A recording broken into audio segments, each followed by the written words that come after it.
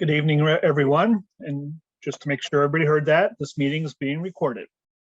So in accordance with the Commonwealth of Massachusetts Executive Order suspending certain provisions of the open meeting law, we are conducting this meeting virtually. The Public Works Commission is conducting this meeting on April 13th, 2022 at 4 p.m. on a Zoom platform in accordance with the town's policy directive and guidelines issued on April 1st, 2020 and amended on May 7th. I ask that all Public Works Commissioners, town staff, and presenters activate their video and mute their microphone unless they have something to say or are participating in committee dialogue. For members of the public, when I open the meeting to public comment, in order to be recognized, please use the raise your hand option on Zoom or *9 if you're on a phone, or raise your hand if you're on video. If you are recognized, please state your name and address for us for the record. And again, this meeting is being recorded and will be available for viewing later on the town website. To start our meeting, we'll call to order. I, Jeff Vassar, hereby call this meeting to order. All commission votes will be taken via roll call, and we will start with an attendance roll call of commissioners. When I announce your name, please reply. I should just tape this and run it over and over every day. So if you're in attendance, please reply. David DeLong, we know is excused. Andrea Solomon. Here. James Terry. Here. Casey Winslow. Here. Jeff Vassar here. Next item is review and approval of our meeting minutes from March 1st, 2022. I think all the commissioners got a copy. Are there any comments? There was just one small change that I mentioned to Anna. It's on page 6, and it's where it talks about Article 28. Article 28 is not a citizen petition, so we crossed those words off. And with that change, I recommend, or I move that we approve the minutes of March 1st, 2022. Okay, do I have a second? I second. Any additional comment? Seeing none, I'll take a roll call vote. Andrea Solomon. Aye. Casey Winslow. Aye. Jim Terry. Aye. Jeff Vassar. Aye. So next item of business is a review of our calendar, which we tend to do quickly at every meeting. Alan? Sure. Good afternoon, everybody. Just a quick review of the calendar. We have the next scheduled event is really not a formal meeting. It is the actual town meeting scheduled for May 1st in the Concord Carlisle High School Gymnasium. Sometimes there is a meeting that we would have of the commission beforehand, but there's no reason to schedule such. So it's literally just an awareness that if you plan on attending, that'll be May 1st. The next Public Works Commission meeting will be May 11th. We are looking to have a water sewer rate hearing at the time. I think we are also just tentatively scheduling an update for the commission on the roads program. We think once we go through the budget cycle, there's been a lot of interest and activity on that. So we'll probably bring the commission up to speed on the roads program. Those are two of the items that were sort of flagged for May. And then in June, we're looking at a solid waste recycling rate hearing at that point.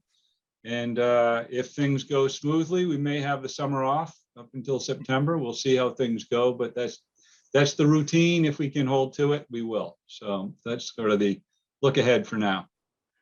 Thank you, Alan. While we're on the schedule, a couple things for our May 11th meeting. One, there's a couple action items in addition to what Alan mentioned. But one is we had tried to hold a meeting in person a few months ago, and then there was a resurgence. And I would like to see if the commissioners are interested in having an in-person meeting in May. Now, Jim says yes. I would come to that. Andrea says yes. I say Yes, I yes. So we got a quorum, and Casey, Yes, we I'd would like like, that. we would like you there because it's unfortunately going to be your last meeting with us. So we get to send you off in person. Is that I correct? actually thought I had another year. That's so funny. Well, We hope. okay, my notes in front of me, my crib notes say I could be this will wrong be though. your I mean, last meeting, but if time you're with us flies when you're another having year, fun. fantastic. If anybody's listening, Casey says the time flies by as a commissioner, just Okay. saying. And then we'll also be electing a new chair and vice chair at our next meeting. So we'll plan on that, Anna, for our next meeting then. Next item is a public hearing on the Pond Street water main extension, and I will turn it back to Alan again. Okay, very good. I'll do just a quick introduction because some relatively new commission members and who haven't gone through this water main extension process before. But just to let you know, there is a process in place anytime a property intends to create frontage to allow for water and or sewer service. The process involves a public hearing. If it's within a public way, if it's relating to a subdivision project, that is generally heard. There's a public hearing, but it would be through the subdivision rules and regulations. So if an applicant or proponent of water main extensions bundled into the subdivision rules and regs, staff provides comment, and only if there's an exception to our design standards would they come before the Public Works Commission. In this case, this project you're about to get introduced to provides a good opportunity to talk about both processes, but we're here tonight to talk about a extension on Pond Street to create frontage to one lot. I will turn it over to Jeff Morosky, the Water Sewer Superintendent, to give us a little bit of an overview of this project and introduce the applicants for this as well. Alan, should we open the hearing before we? Oh, excuse me, I'm sorry. And then you go through the formal process as a hearing. Thank you, Jim. I move that we open the public hearing regarding the Pond Street water main extension. I second. Thank you. You must have read my lips. We have a second. Any discussion? We'll take a vote. Andrea Solomon, Aye. James Terry, Aye. Casey Winslow, Aye. Jeff Fasser, aye. Thank you, Jim, for the reminder. Okay, thank you, Alan. Thank you, members of the commission. I'm Jeff Morosky. I'm the Water and Sewer Superintendent. In attendance at tonight's meeting is also the applicant, Mr. Mark White, representing AWMW LLC, and also consulting engineer representative Molly Obendorf with Stamsky and McNary. As Alan alluded to, the applicant has had a property parcel that's been under development on Pond Street, which is a public right-of-way. Unfortunately, the water main does not extend out to the frontage of that parcel. So water was not able to be provided according to our rules and regulations. And this is addressed, of course, in Article 2, Section 2, availability of service. So what's been put forward in the application is an extension of approximately 110 feet of 8-inch ductile iron water main. This main extension will not reach the full frontage of the parcel, but it will stop about 25 feet of the end of the parcel frontage on Pond Street. And that was amenable to Water and Sewer Division. Features of this water main will include some offset bends to create a better alignment of the water main, as well as new valving and an added hydrant at the end of the extension line. This will provide extra features that will allow us to maintain this extension, and it'll also provide good means to conduct a test on the newly installed water main extension through the valving that'll be installed as a part of this. Alan did mention that this is also the intended first step of a two-step process. The second step is involved with a subdivision review application with the Division of Planning and Land Management. The sky blue shaded area, that's actually the water main extension that the applicant is here for the hearing tonight. The cyan colored area, that's what's being designated as phase 2 of the applicant's intended improvements. I should note that both Sunnyside Lane and the unnamed way to the north or to the top side of the drawing are both private ways. As I said before, Pond Street is a public right of way. So the matter that's before subdivision review and the Planning and Land Development Department is a process that the Water and Sewer Division has the ability to comment on as it moves through the process with planning. I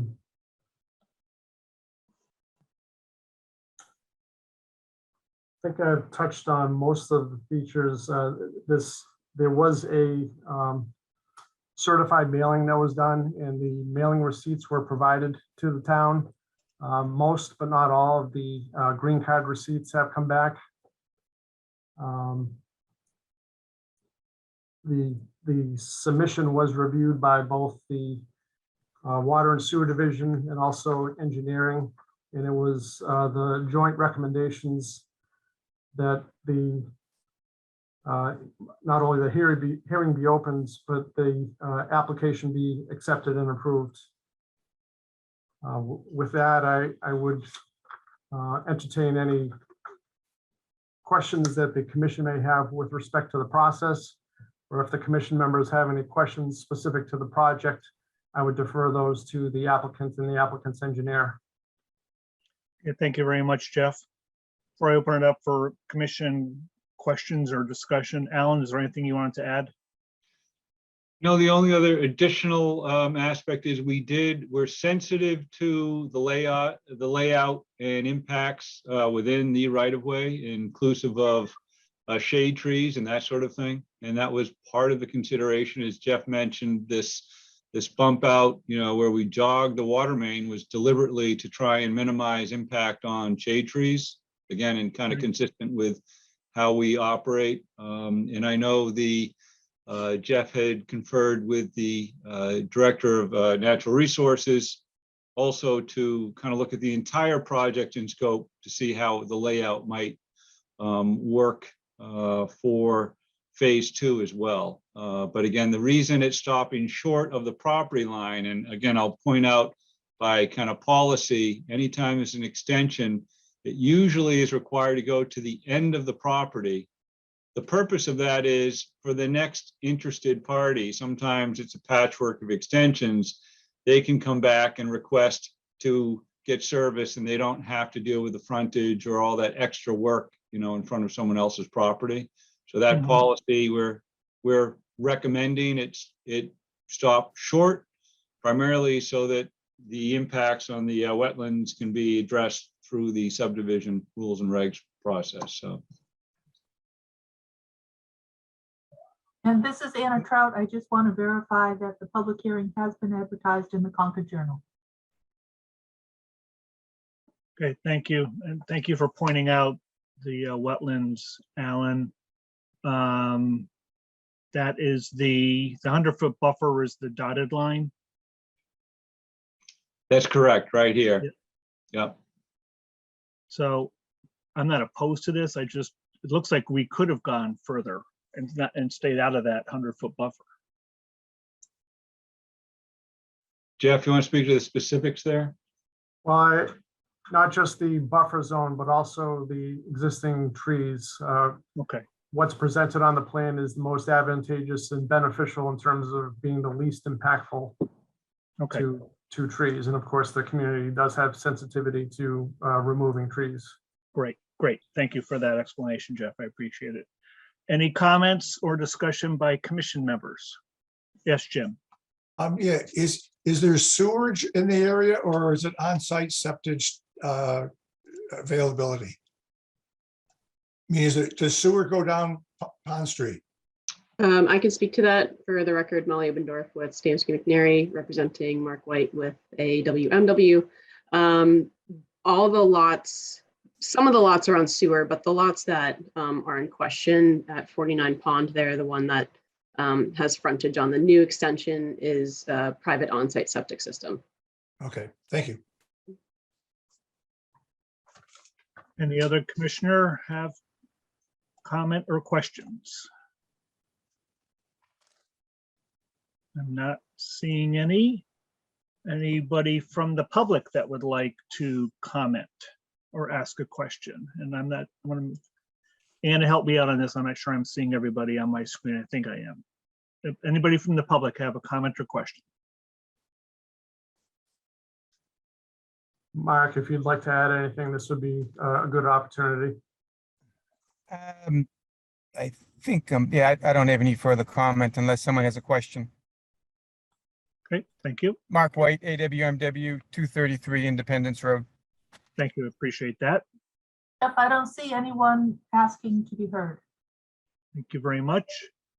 If there's no more discussion, would anybody like to make a motion to close the public hearing? Casey, I'll make a motion to close the public hearing. Second, Second.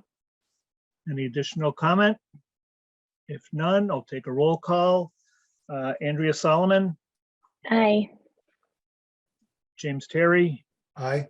Casey Winslow, Aye. Jeff Fasser. Aye. So now we have this request ahead of us or in front of us. Would anybody like to make a motion on the request that's in front of us?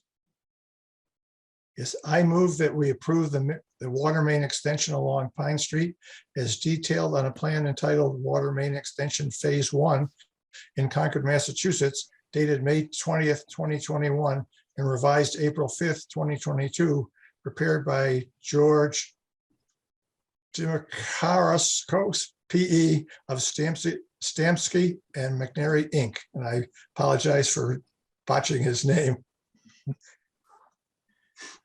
How do you do, Molly?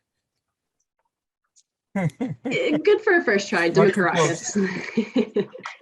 Is there a Hard. It's second? a I've hard one known to get George through. for 10 years and I still can't pronounce it. Just a point of correction, Jim, I think you said Pine Street, not Pond Street. Okay, Just to be say clear. thank you. Pond Street. I'll second that. Okay, and then I'll take additional comments. Jeff, you had your hand up? I did want to offer up one more thing. I don't think the town has gone through a water main extension since the commission has gone to virtual meetings. In the past, normally the applicant would be providing a Mylar at the meeting hearing so that the plan could be endorsed by both the commission as well as from the town engineer. So in Okay, this case, we're asking the applicant to provide a Mylar of the plan, and we'll address the execution signatures of both a representative of the commission as well as the town engineer. thank you, Jeff. I can make it down there tomorrow if that works for you or everybody else. So just let me know if you would like me to stop by tomorrow. Okay, so we have a motion and it's been seconded, and I don't see any other discussion, any other hands being raised, so we'll take a roll call. Casey Winslow, Aye. Andrea Solomon, Aye. Jim Terry, Aye. Jeff Fasser. Aye. I was just mixing it up, see if everybody was paying attention. You did well. So I think we're done with that one. Thank you, Mark. Thank you. Thank you, Mark and Molly, for being here. Snow maintenance policy. It looks like Steve's going to talk about this unless Alan, you want to kick anything off. No, it's just interesting that this policy has been adopted since 1964, and the commission was brought to the commission's attention. We were dealing with conditions of roads in private ways that were in disrepair, and we had a conversation about what to do about, kind of outreach and ensuring that we could continue to maintain these. And there's certain provisions that are required for the town to continue to provide this service.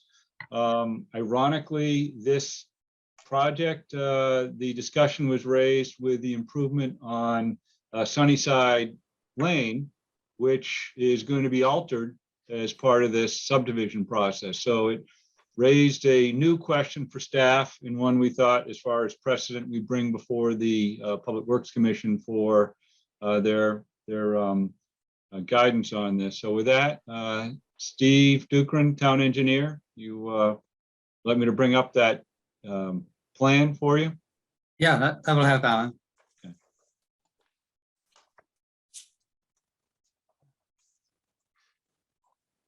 Yes, okay, thank you. Good evening, commissioners. My name is Stephen Dukran, town engineer. What you have before you is a plan of Sunnyside Lane. And if you can see the gray in the background, that shows the existing roadway. It's about 441 feet long. And the orange, if that's the color you're seeing, shows where the new road will be. It will be realigned, given a uniform width, and then extended about 108 feet to the north. Included at the end of it is a hammerhead for turning around.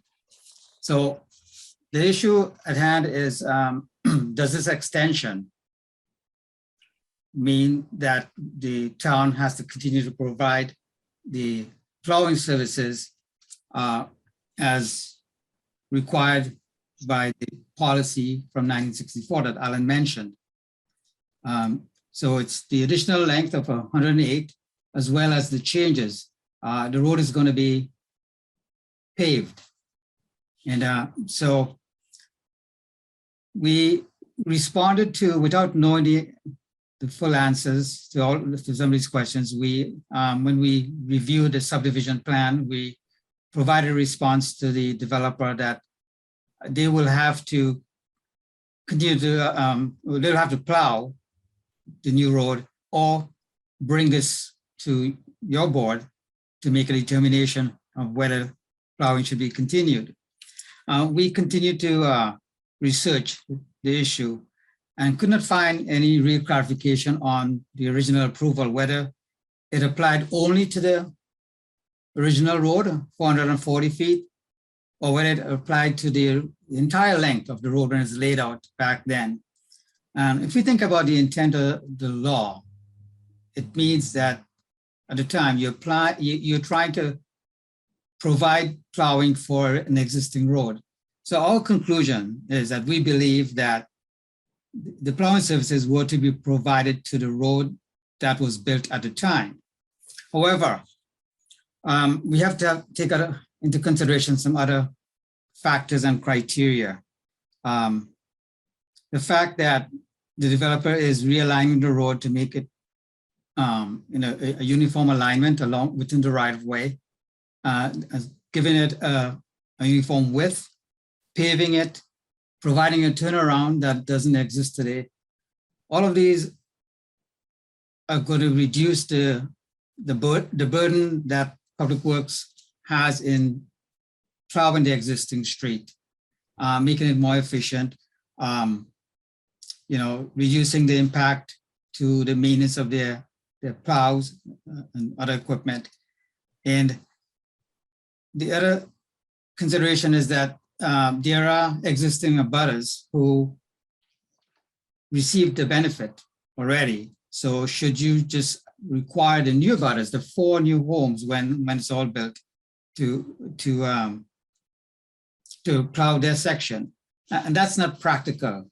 So we are making a recommendation that the commission sees that this is, this altered street be continued to be receive the services from the town for snow and ice removal. And, but we'd like to have a couple of conditions put in place. One, that all owners would keep the road in a well-maintained condition. And that's a big issue. Those members who were here a couple years ago would remember we were faced with having to deal with this and other streets that were in poor condition and making it difficult for us to conduct our winter operations. And the second condition would be to sign a hold harmless agreement. And both of these are required by the 1964 criteria. These conditions can also be made as a planning board approval stipulation as well.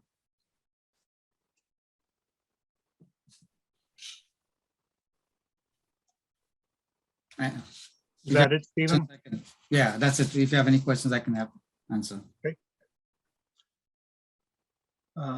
So with that, hold on one second. Are there any questions, comments by the commission members? So would it also make sense to have some kind of a time frame on this, or is this in perpetuity, or did you discuss that? Casey, what's interesting is with the policy, it was sort of adopted by the town in 1964, implemented through the Public Works Commission. There is no sunset, but it does talk about, kind of alteration of, and that's where this is certainly being altered. But in this particular situation, it seems to be, for some improvement with the condition of the way. It'll be paved, not gravel. In fact, the developer was responsible for sort of smoothing the way so it could be maintained all winter, without issue. And it really is sort of in perpetuity as it's framed. So, there wouldn't be a sunset that we'd envision for this. So is it setting a precedent in terms of, is this the first one? Because I know there's a bunch of these smaller streets in Concord that are mostly gravel or stone dust or whatever you want, and they're not paved, and that we are maintaining, correct? That, I mean, there's quite a few in the White Pond area. There's some in this area. There's a few of them. And it just makes me wonder, so does that going forward, if these other roads become paved, are we just going down this road of taking care of any of these roads that are improved down the road? So it's exactly why we're bringing it to the commission. And when I kind of share the screen, again, I'm just going to show you the basis of this is from, 1964 here. And this is the provisions that as long as those roads met these conditions and they were identified at the time, the town would provide snow and ice removal. And so the precedent we're talking about is with alteration. This is fairly measured. It's pretty well defined in how this was presented. And I don't think it sort of puts us in a position of an obligation if a road were substantially changed or modified, that the same consideration could be or would be offered. But given the fact that it's a very modest extension, there's improvements with alignment, improvements of the condition of the road to maintain. We seem to think it sort of kind of continued to meet the original intent. Okay. Yeah, it seems like it's certainly going to be better on the plows and better for the safety of the drivers and so on. Mm-hmm.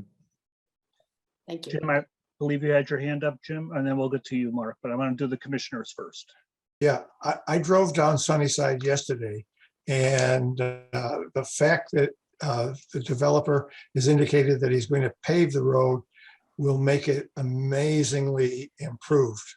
The road is, one of the questions I was going to ask Alan was, would we continue to do snow and ice removal with the condition of the road as it is today? I think it's pretty poor. And, that's maybe a discussion that we should have at another meeting for all the other roads that we do our plowing. I know you've you've sent out communications to some of the towns where, or some of the roads where the conditions are what I would describe as poor, and saying that we would need to have them upgraded. But this, in fact, takes care of that, at least for the interim. Who knows how long the pavement will last, but it will be certainly an improvement over what the conditions are for the residents now. So Thank I'm you, Jim. in support of this. That does bring up a question, though. So down the road, if the road needs repairs, if they're not collecting any HOA dues or anything like that, then who does repair it or take care of it or replace it someday?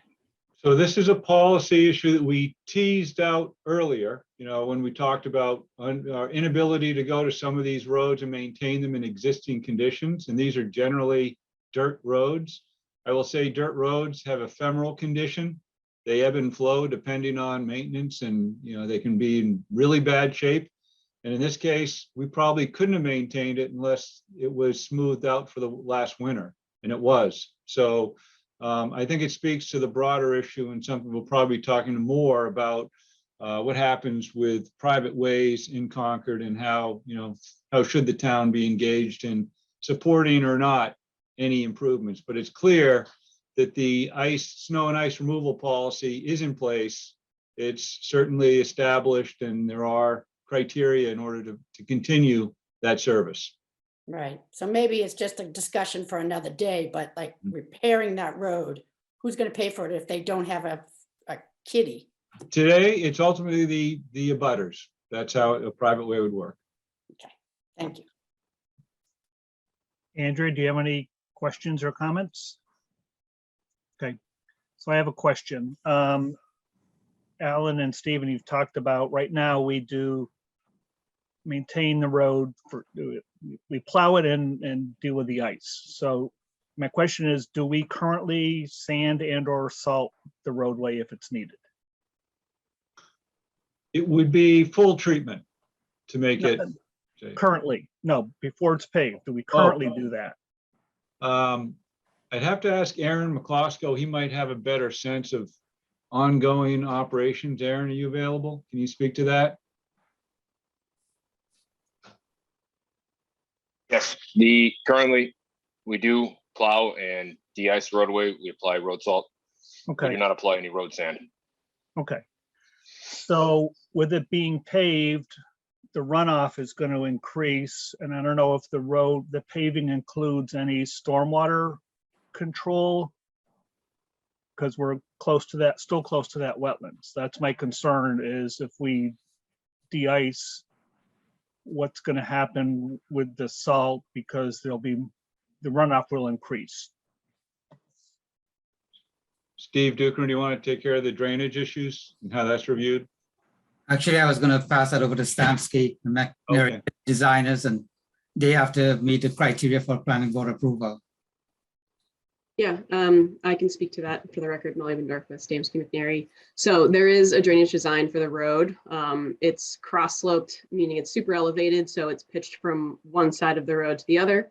And then the side that it's pitched to has a grass swale, basically, and a series of area drains that, capture any runoff or anything that were to go in. And then that eventually discharges into an infiltration basin. So there's significant treatment.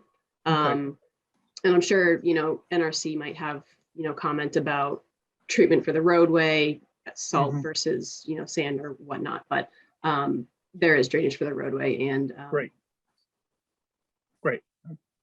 Mark, did you want to say something?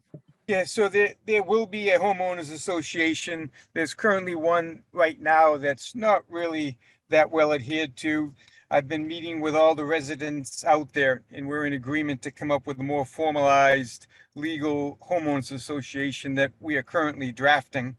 I'm in agreement with the conditions that Steve had mentioned.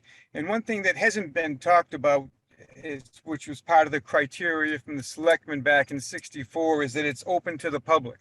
So not only is Sunnyside Lane open to the public, but it also provides the public with access to town-owned land that's adjacent to Sunnyside, as well as trail easements into Warner's Pond, which the town is currently trying to clean up and make more, Yep. have the public use it a little more.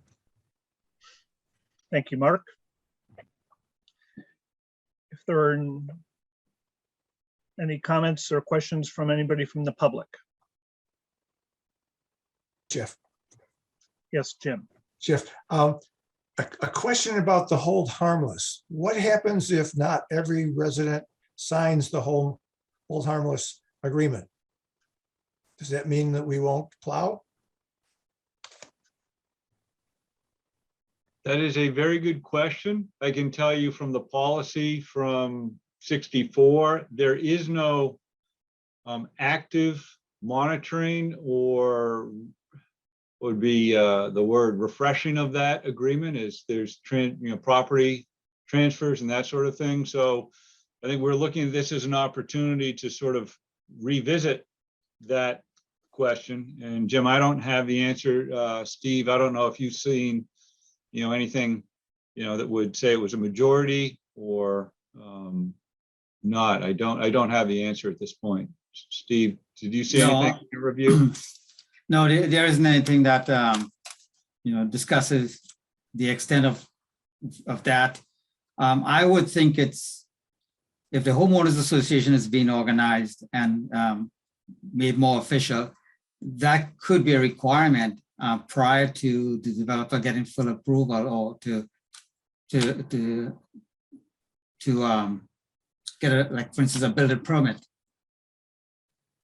I will also say, Jim, that we received, I think, 3 emails in support of ongoing, town maintenance. We have not heard any opposition. I think it is an important consideration for all of the private roads that we plow. So it's again, we ought to put this on a future discussion. Yeah, I agree. Very good point, Jim. I think it would be good for future discussion. It might be helpful to talk to town council ahead of time. Maybe there's another mechanism, but if something was placed on a deed, then they know with the transfer of property, they would have to sign this hold harmless if they take ownership of the property. But there may be another way of doing that. Maybe council can advise us on that, because I think, Jim, it's a very good point. Everybody needs to sign on, in my opinion, but we'll discuss it at a future meeting. Jeff, you have Mr. White and Nancy Nelson asking to be acknowledged. Oh, I'm sorry. Yeah, I didn't. I think Mark, I'm was new all to set. this. I'm new to this Zoom thing. Okay, no problem. Nancy, yes. I just want to clarify, this is Sunnyside that comes out on Lexington Road, right? I think, no, okay, so it's a different section. Lexington Road is Shady Side, not Sunnyside. It's the opposite. Oh, sorry. I will never get that right. Okay, sorry. And for the record, Nancy, if you could just state your address. 1695 Lowell Road in Concord. Okay, thank you. Sorry for that. Any other questions from anybody? With seeing none, do I have a motion on this item that's ahead of us, in front of us? I mean, keep saying ahead, in front of us. Sure. I move that the changes in the aggregate to Sunnyside Lane proposed by AWMW LLC in its subdivision application are not material enough to render the extended Sunnyside Lane ineligible for snow and ice removal under the 1964 policy. In addition, property owners are to keep the road in a well-maintained condition and sign a hold harmless agreement stipulated in criteria 7 of the policy. Wow. Do I hear a second? I'll second. Thank you. Any other last minute comments? Not, we'll take a roll call. Jim Terry, Aye. Casey Winslow, Aye. Andrea Solomon, Aye. Jeff Vassar, aye. Thank you all. Thank you for the information from our 2 guests and from Stephen also. We'll now go on to our next agenda item, which is town meeting Thank preparation. you for your time. Thank you guys for your time. Thanks for your Yep, time. you're welcome. Town meeting preparation. Back to Mr. Cathcart to walk us through all the exciting things we're going to have on the town meeting warrant. Okay, I'll refer to the memo. I don't have any visuals to share, so this is just a conversation, an opportunity to formalize, the position of the Public Works Commission on those articles that, we had discussed or had been flagged of interest. I would say, you all were provided with this, the full document. Sorry, it's not coming in. It's blurred, but it's your opportunity to, weigh in as a commission, not as an individual, and just to provide some guidance. There's sort of formal protocols that I myself am learning at the same time. While I've been to many town meetings, I haven't been to a lot where I've had to manage or support the commission. So for, support here, it's important to understand that there are a number of articles that directly relate to public works, where, we talk, where the origin of them are, through staff and public works with support of the Public Works Commission. These are generally routine. They're actually sponsored through the town manager's office. But with that said, they get put on a consent calendar. And because they're relatively routine, they get put on a consent calendar. And we've talked about them. And they were Article 28, which authorizes expenditures of revolving funds. That's in essence money that's collected through the street opening permit, can be used, through and by engineering. It's dedicated fund, and it's available for expenses incurred to support that program. We have Article 40, solid waste disposal fund expenditures. That's in essence our trash recycling curbside program, which is an enterprise fund. So money that's received can be spent towards the support of that program. We have Article 41, sewer system expenditures. Again, the user fees and special service fees through the sewer, collected through the sewer division, can be spent towards related operating capital expenses. We have the sewer improvement fund expenditures. Those are the fees that are collected for the expansion of sewer capacity, which can be used for expenditures relating to expanding plant. We use that for I&I removal as well to maintain our capacity at the wastewater treatment plant. And then we have Article 43, that's the water system expenditures. And again, as an enterprise, user fees, special service fees that are collected can be spent in support of those programs. We've talked about those at length in the past. Those would be put on the consent calendar. If there are 10 participants at town meeting who decide they would like to have them pulled, they could be. And so it's important to, in the event that someone wanted to know more about the water fund or had a specific question they want to call out, they may pull that. And what we need to do today, as far as housekeeping, is just identify a commissioner for those each respective article who would be present and able to report to town meeting with support of a slide deck that we'd offer. It's a fairly straightforward, it's a very limited report, but we like to assign those to various commissioners, and then staff would work with them if it was pulled. It's unusual. There's nothing controversial in our budgets, but it could happen. And so the protocol would be a commissioner would speak to the legislative body to give them a brief overview and then answer any questions, and staff would be there depending on what the questions were to help. So first order of business is to identify commissioners who would be willing and able to support or present those articles. Before we get into that, I'll give people time to think about it. You know, Yeah. we'll have probably a plethora of volunteers here. I know we have talked about most, if not all of these previously, Alan. Has anything changed since we talked about them at previous meetings? No, Or- nothing's changed with the language because it's so routine. I would say the following, that just as an awareness, the town meeting is scheduled to start on May 1st. That's a Sunday, with no new business taken up after 5 p.m. And these articles tend to come late in the town meeting process, so they would probably be heard on the next, so it'd be Monday, the 2nd.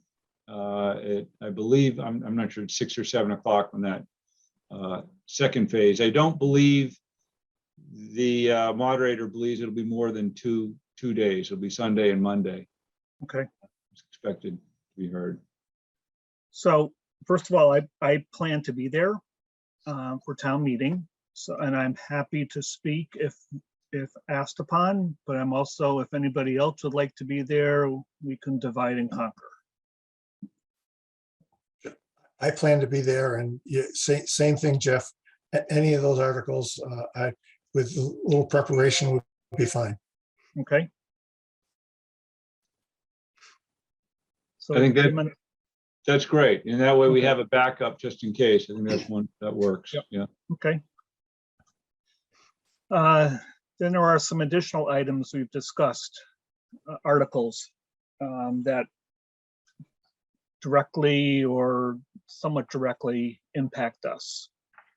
One was the scenic roads bylaw. Another one was turf fields, synthetic turf fields. And maybe missing another one or two. Alan, would you be willing to remind us of some of those Sure. we've talked about in the past? And then I'll Yeah, ask commissioners if they want to discuss them further. Great. I'd say we just go in the order of the memo that I sort of called out those items, but I think first would be Article 30. That's a scenic roads bylaw. I know Nancy Nelson is here to provide any, sort of information. She's been tracking this on behalf of the Historic Commission, and is sort of the bylaw is been sponsored by the Historic Commission. The Planning Board is also sponsoring this. There's been a number of different discussions, hearings, and outreach efforts, and the Commission, Public Works Commission, has had conversations. So this is, I think, our opportunity to determine how we want to proceed and weigh in.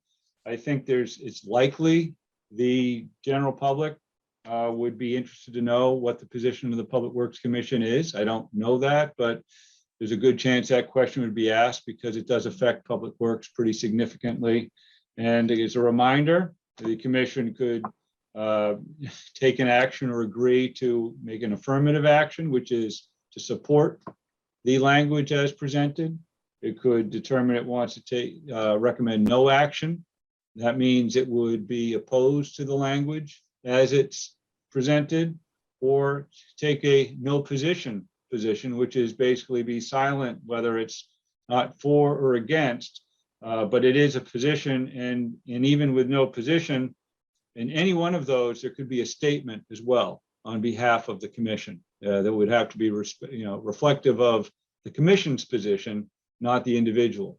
And often you'll hear active members who will go to the mic and they may say, as a resident, they can speak. You always are entitled to have your own voice, but when it comes to this commission, there needs to be sort of one voice that speaks for it. So a statement would be sort of just an opportunity for clarification, a point that needs to be made. And my understanding, it could be made on the website and with information that's presented as part of the article. And it can be presented as part of the debate on town floor, where you would just introduce yourself as representing the Public Works Commission and make a statement with whether it's affirmative, no action, no position. So that's across the board for any of these articles that we are going to talk about. Thank you, Alan. Is there anybody from the commission who would like to open up a discussion on the scenic road bylaw article? Andrea? So this, I've learned a lot from like watching how this got discussed and approved. And mostly I'm still surprised at how so little of it was shared with Public Works. Like we were only brought in because we asked to be brought in. So there's been a lot of promises or suggestions about committees working together toward this common goal of protecting trees and stone walls, but I don't see a lot of that actually happening by including the Public Works Commission or the Public Works Department in the discussion of this. And when we've brought things up to the Historic Commission or at other meetings, they don't seem to incorporate what we're telling them about the policy that that we currently have toward those two issues, trees and stone walls. So I'm a little wary, like the process seems to be flawed in this case. This seems to be kind of a rushed, the presentation wasn't rushed. The presentation they've been giving over and over, it was sort of the avoidance of the inclusion of Public Works that really concerns me. And I don't know, I went to the planning board meeting and they were not interested really.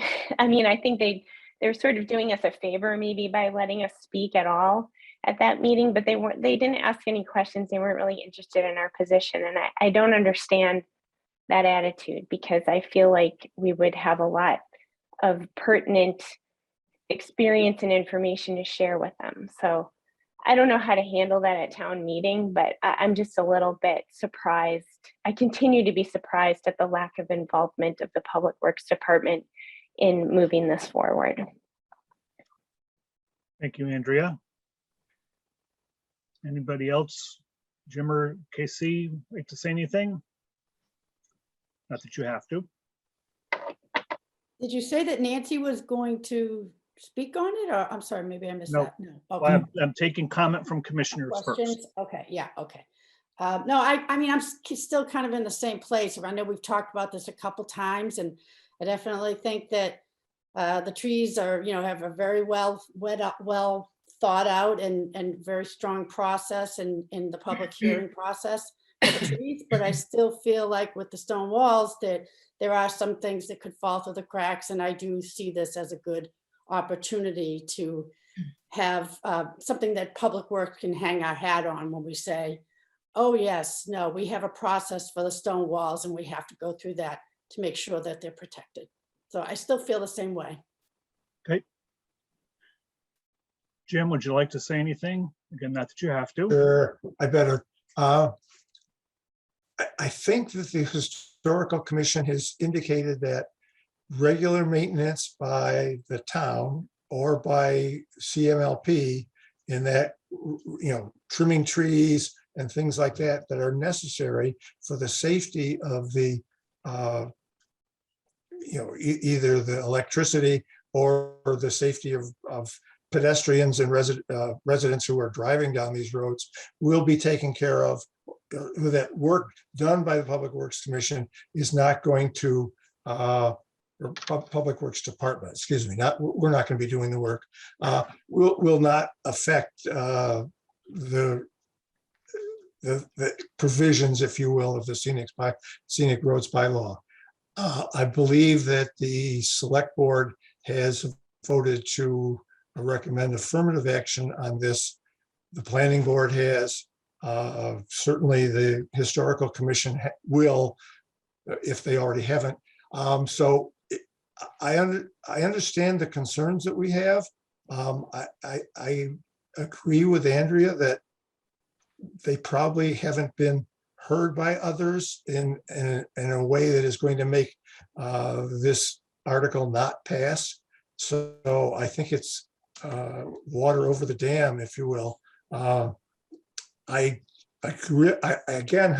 have traversed a number of these roads on bicycle and have had chances to look, and I don't see where there are many situations where stone walls are going to be affected by a resident or owner of a property making any change to them.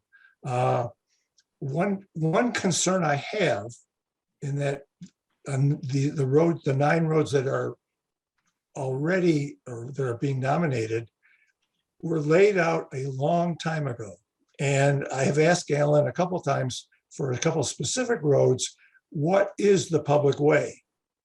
And I don't think the Public Works Department knows for sure what the public way is.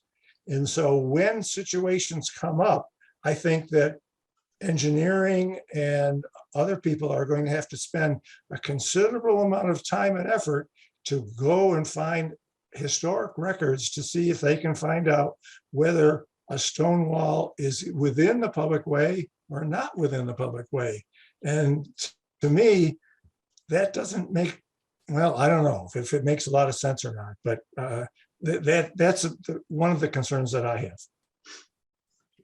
Thank you, Jim. I'm gonna speak now. I agree with what Andrea said, and I agree with what Casey said. I am leaning toward, well, I'm not opposed to the scenic road bylaw. I'll put that out there for public, but I do agree that Public Works should have been involved asked to be more engaged in the process. We are responsible for this property. This is public realm areas in town. And one seems like it would have been a common courtesy to have the property owner involved or property steward involved. So I'm recommending that the commission can talk about whether we want to make a motion to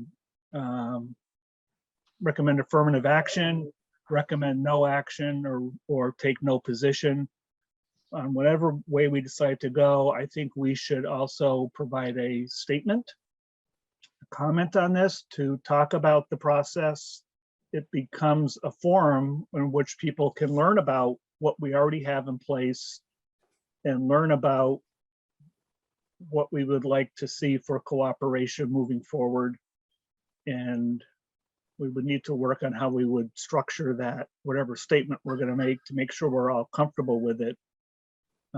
So that is my suggestion, that I'll entertain any motion for affirmative action, no action, or no position. If anybody wants to make a motion, what I would recommend that we provide a statement at a minimum. Yes, Andrea. Yeah, that was, there's a couple of things people could learn if we make a statement, which is the policies that we do have in place, because even though we did inform the Historic Commission of that, they continue to make the same presentation, which makes it sound like we have no policies that deal with those. They continually compare us to Maynard, who has no policy for scenic roads, and then to Lexington, who has a scenic roads bylaw that now includes almost all the roads, which essentially is what we have in our roads policy. And there's never like an acknowledgement of our roads policy and how that may have benefited Concord all these years. So I think, like you said, Jeff, just informing people of the policies we have and the good that those policies have done and how closely they've been followed is important. I would recommend, I just think this needs a little more time to get that kind of information out.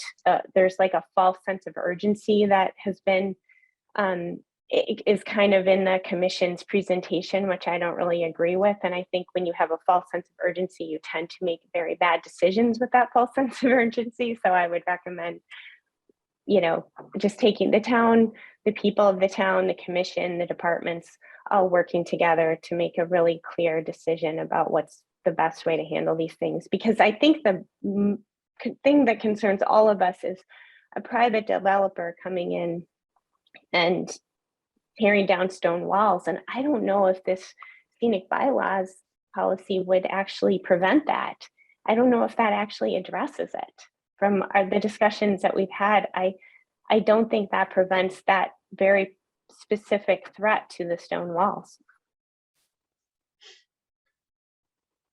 Before I open it up for public comment, if anybody would like anything else from a commission member. Well, so Alan had said that, once we did start to get involved in the process. And I think there's something to be said that it should have been done sooner. But Alan had said that, yes, it was incorporated into the article. Some of the things that we had talked about was incorporated into the article. And it does state in the article that there will be a board, or planning committee to draw up the language. So I think that's really important. Perhaps even ask for a higher representation or something like that in our statement. Higher representation than, because we are the stewards. So it's just the thought. I wondered Andrea? too, I think I think it was the select board was going through many of the town articles, like discussing some of them that may have different positions. But I don't think that this particular article was presented to them. And I wondered why that was. Was that because they didn't want more weigh-in from us? It's just interesting that almost every article was on the agenda for the select board, but not this one. So with that, I'll let, not to put you on the spot, Nancy, if you'd like to say anything, I'll let you Well, share your thoughts. thank you. I can't explain why that wasn't before the select board, but I can assure you it was not any conspiracy to keep it from being considered. I have always viewed this as an opportunity for increased collaboration. The commission sent out people to be like myself, to sit in on commissions like planning, like HDC, like the Public Works Commission, to understand better what other commissions and committees do and how they do it, and how we can integrate our thinking and our discussions better. So I don't remember, but I may be incorrect, I don't remember that we got any formal complaint from the Public Works Commission that I can't imagine anybody on the commission would have been reluctant to have a more focused conversation. And maybe there have been on the side that I'm not aware of. I've been actually working on primarily on some other things most immediately. But I've always viewed this as an opportunity to bring awareness to the historic walls and scenic roads, that are in this town, and to put a bigger focus on collaboration. So I'm really disappointed to hear that the commission is viewed this way. It seems to me, I know it was spurred by concern for a specific road, but going back over several years, Jim might remember this and other people, there were other attempts to have a scenic roads bylaw. And I'm very distressed to hear how unhappy the Public Works Commission is with the Historical Commission. And I feel some responsibility for that. And I apologize if I failed to take your message back, but I know I've heard some people here have objected, but I know there've been many other meetings as well. So maybe a formal letter of concern would have resulted in a meeting or some greater degree of collaboration. Thank you. Thank you, Nancy. Anyone else from the public? Yes, Brooks. Brooks Reed, 366 Estabrook Road. I actually tried to find out if the stone walls in front of my house are in public land or the trees. I actually made a request to find out where the bounds of the road were. And I got an incredibly vicious letter back from town council telling me I'm frivolous to ask. Happy to share that with anyone who wants to see it. But I understand the issue of determining where the bounds are. But I didn't expect to get a vicious reply when I asked where they were. That's all I have to say. Thanks.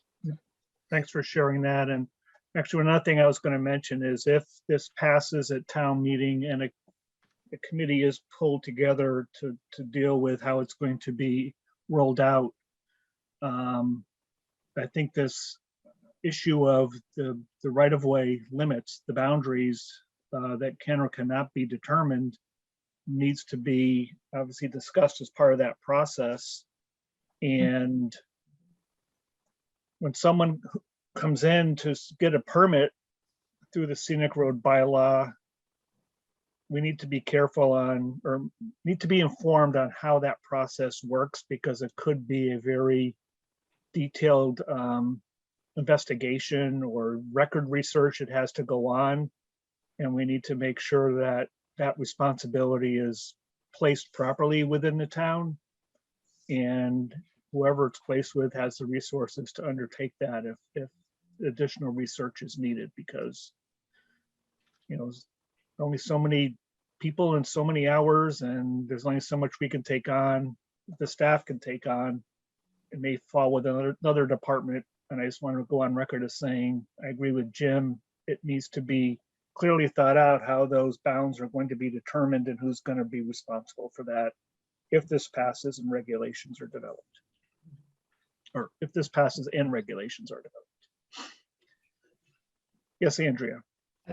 And also just to make clear that if one of these roads in the scenic bylaw are slated for work, for just road work, maintenance, replacement of sewers or anything, that scenic bylaw can then, I mean, it goes through the planning committee and it's approved by many people when that work from the engineering department from Public Works is put out there. But the scenic bylaws will allow an extra, it can instigate an extra meeting, an extra several meetings for approval. It can actually put off work that needs to be planned for this season may have to wait till next season, and again, approval from another budget. Like you can really wind up kicking the road work down the road to take care of, because of all these extra layers of bureaucracy that you're asking for, things that have a very clear process now where budgets are approved and road work is approved before certain seasons start, that this could really disrupt on the particular roads in the scenic bylaws. I don't think that's ever really been made clear. We haven't had the opportunity to make clear. This was presented, it seemed like it was shepherded through for several approvals of other committees before we ever really had a chance to discuss it and then present that to the public. With that, is there anybody from the commission who would like to make a motion regarding this particular article? Jeff, I believe Nancy was asking to be recognized again. Is that Oh, correct? sorry, I missed that. Yes, Nancy. I was just going to say that this issue of where the right of way is complicated by the fact that so many of the ancient markings for boundaries are on tumbled down stone walls or cut down dead trees. And while that's an important thing to know about, maybe it's an unresolvable issue sometimes. But I would think rare cases, Reed, I know your road, so that might be one of those where it gets mysterious. That's all I want to say. Thank you. So I'll go back to the commission. Is there anybody, not that we have to, but would anybody like to make a motion regarding this particular article? Andrea. So I, Andrea Solomon, hereby make a motion to take no action on Article 30, the Scenic Roads Bylaw. Would anybody like to second that? I'll second that. Any further discussion? Yeah, I mean, I think it's, I mean, I don't want to, I don't feel comfortable making or recommending affirmative action. And it doesn't make any sense to say no position. So that sort of leaves us with no action. Andrea has done a great job in representing us at the planning board hearing. I think she's went to the League of Women Voters meeting. I think the questions or the concerns that we have should be raised for the public. I think that this is probably not an article that many of the citizens who will attend town meeting are going to think is controversial. And I suspect that it will be successful. But I think it's important for us to have the issues that we think need to be raised to be put in the public knowledge. Any other comment? We have a first and we have a second, and I will take a vote. Andrea Solomon on the motion on the motion to take no action, recommend no action on this article, just to make it clear what we're voting on. You said it much better than I just did, but I just read it from the script, but aye. Jim, Terry, Aye. Casey Winslow.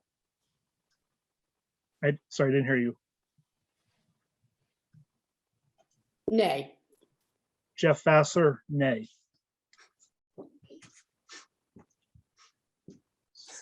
Is there anybody who would like to make another motion?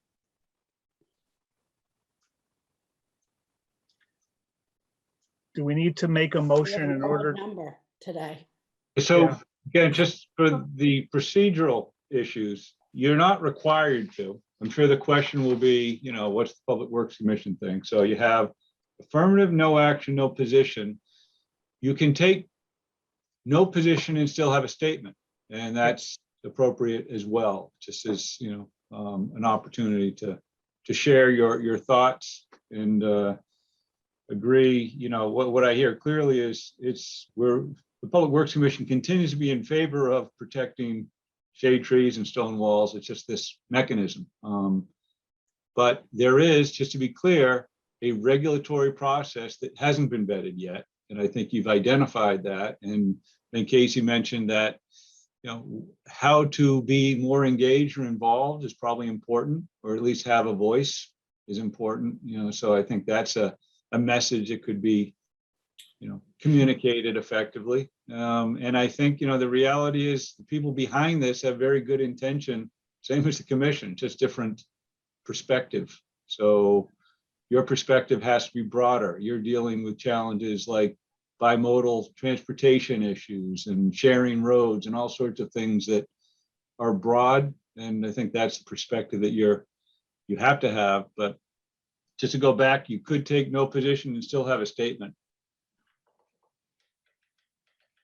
So I would like to make a state. I would recommend we make a statement. I don't know if we have to vote on taking no position and a statement, or affirmative action and a statement, or if we can just take a vote on making a statement, or do we even need to take a vote if we want to make a statement? I think we need to make a statement. And my preference would be to not make any recommendation. Notice, not make a recommendation that says no position. I mean, we have a divide, of the 4 members that are here, we have 2 that are opposed to no, or recommending no action, and 2 who don't support that. So we're not going to get anywhere. I think a statement is important. That will educate the public. It may modify some positions of people. Who knows? I agree with Jim. And if nothing else, it's an opportunity to educate those who are listening at the time our position is made known. Andrea, are you willing to take a first draft at such a statement and then pass it through Jeff to the rest of us? Yes. I think that would be fantastic. Casey, any thoughts? And I would just also just like to clarify, it's not like I would be against this in a year if the commissions involved and boards and committees would actually listen to something that the Public Works Committee and department had to say. It may, in the end, be a great thing for Concord. I just think it's had very little attention by the people who will be directly most involved with, like you said, shepherding it. So I just wanted to clarify that. Yeah, and Andrea, I totally agree with you. We took different votes on that motion, but I totally agree. I do not like, I shouldn't use such harsh words. I don't think the process was fully vetted. But I guess my question to Alan or anybody, do we need to take a vote on making a statement, preparing a statement? Or do we just agree? I'm hearing, as a rookie, I'm going to say, I'm hearing you're going to make a statement as long as it represents the Public Works Commission. I Yep. guess part of that statement would be that there wasn't a decision whether it was affirmative, no action, or no position. You just are interested in making the statement and say that, you know? Well, we were split. We were split. The vote was split. Yeah, Right. yeah. But do we even need to bring that up in the statement? Can our statement, and I mean, Andrea volunteered to do the first draft, that's great. And I'm not trying to put words in anybody's mouth here, but I think it's more in regards to this article, we would like the voters of the town of Concord to understand that we have this roads policy, it does this. We didn't feel we were given sufficient involvement in the process, and we want everybody, you know, those are the main themes. Be aware of. I'm wondering if the no position is being viewed too literally, where basically there wasn't a decision to be affirmative or against, but you certainly entertained it. So you're not offering support or opposition as a collective body. Right, but I don't feel that we're taking no position, Alan. I think that I think we can ask the moderator for 2 minutes or whatever amount of time she feels is appropriate to make a comment regarding the article. Yep. I personally agree with Jim. I think by not saying we took a vote in a particular position helps send a message also. It may not be a direct message, but right. Procedurally, I'm sorry, I don't know the process enough to say, but I think you could vote on the fact that you are not taking, you're not saying no position, you're not taking a position, but you are interested in providing a statement. Correct. yes. Yeah. Understood. You're making it easy. So I'll just to make sure everything's done properly here, I will make a motion that the commission prepare a statement regarding the scenic road bylaw to be made available on the town website, and if so, allowed to present at town meeting, and that Andrea will take the initial step to draft that message, which will then be circulated to all commission members for their comments before it is finalized and made available to, again, on the website, to the town moderator and presented at town meeting. Is there a second? Second. Any further discussion? For that, I'll take a roll call vote. Andrea? Aye. Jim? Aye. Casey? Aye. Jeff? Aye. Jeff Vassar, aye. Sorry, I didn't use the formal names of everybody. Andrea, thank you very much for your comments, your research, and you're willing to pull together an initial statement. It's fantastic. What was next on the list, Alan? Okay, we have Article 31, zoning bylaw amendment, additional dwelling unit. The reason that is for discussion is because, as we've talked about in the past, there are implications with these ADUs on public works, and primarily when it deals with utility services and wastewater capacity. And we just wanted to make sure that if that question came up, the commission was aware that, yes, there's implications. We have not said we do not have a moratorium. It is sort of mentioned in the memo. We continue to manage this, but the implication is as you add density and infill, you're increasing, capacity and water demand, two issues that are, managed closely by the commission. And the ADUs also introduce some potential challenges or design standard issues that we need to reconcile, and you may hear more about that. But just in order to provide the infrastructure on private property, obviously two dwelling units require reliable service, and staff has been looking at models out there to help guide that. But I just wanted the commission to be aware there are implications that are kind of tangential to what you're involved with. That was the purpose of just highlighting that. Any discussion from commission members? Yes, Jim. Yeah, a question, Alan. Will there be two water services to these properties or two sewer hookups? Because now I don't think that we do it that way. Yeah, so presently with a duplex, we do allow two dedicated water services from the main to each individual dwelling unit.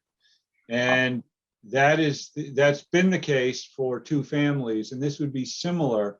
But now it's important to understand with an ADU, accessory dwelling unit could be something that's in a basement, could be on a second floor, it could be on a first and second floor shared in one building. It could be in a separate structure like a garage or something like that. So each one of those has different service design challenges.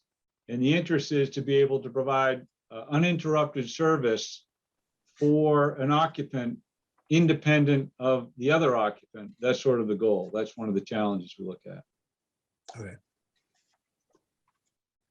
So it sounds like it's a challenge and it's going to require some work, but it doesn't necessarily mean that we're opposed to the provision. No, in fact, the provision is in essence consistent. Well, it is up for the Public Works Commission with the town's goals of sort of, providing additional residential diversity and mix, and sort of consistent with sustainable principles, and allowing long-term residents to possibly do something creative so they can stay in Concord and have rental property, that sort of thing.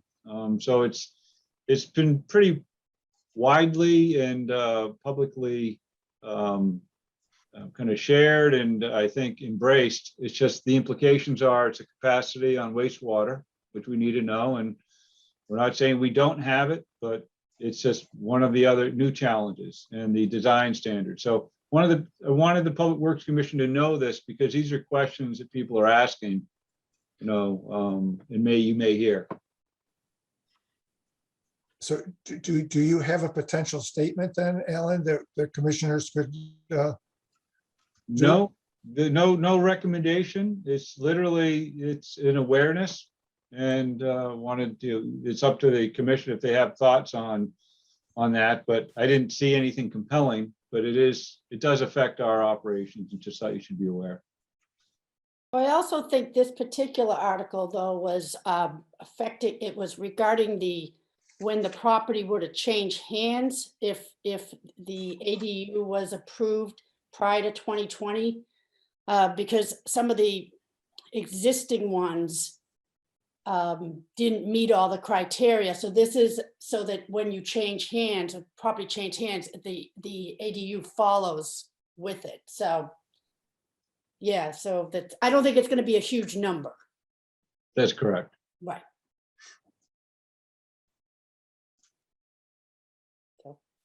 This one's similar to prior discussion we had.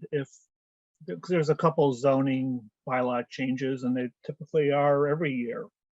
Does anybody ever consult with us regarding the impacts on infrastructure if density is increased due to a zoning change? Yes, I will mention it was a while ago, and it's just been such a crazy couple of years, but I believe the Director of Planning Land Management came and presented some of these to the commission for some feedback and guidance. So this isn't something we were unaware of, and I think it gave us an opportunity to sort of educate the commission as to this wastewater capacity issue before. Yep. Okay, thank you. I do remember that, Alan. I think Article 33 is a much bigger potential impact on Yes, expansion. Yeah. Mhm. That's probably the next one you were going to talk about. Though, That's right? correct. And so again, it's for awareness. And there, when we say that you don't have to have any comment on this article at all, just be aware. So, So- yeah, would anybody like to make a motion that we take a position on, what was that, Article 31, 31, yeah. based on the 3 different categories talked about earlier? Jim says no. Seeing shaking heads. All right, next one now. Thank you. Great. So we go to Article 33. That's a zoning bylaw amendment, and that's relates to the interest in expanding we're changing the zoning within Thoreau District, Thoreau Depot, and they're trying to entice sort of mixed use, commercial, residential, near the public transportation. It's really just an awareness that when they do that, they will be looking for utility, improvements. We're going to have to be mindful of what the capacity issues are going to be. There's nothing to specifically review at this point. It's just simply enabling a change to the zoning to allow that kind of mixed use. And Casey, you might even be more familiar with some of the nuances, but it has a likelihood of having an impact. And if we are to accommodate it, it will take from potential future capacity or other expansions that we have. But this is a long process. It's the beginning of one. I just didn't want to be a surprise down the road that, there may be utility issues that we need to address. Any Alan, comments? does the sewer go along Sudbury Road in front of Crosby's, for example? Yes, that area is sewered. Okay, And, thank you. And the sewer would enable the kind of development they'd like to realize. Yeah. It would otherwise be difficult. Any other comments?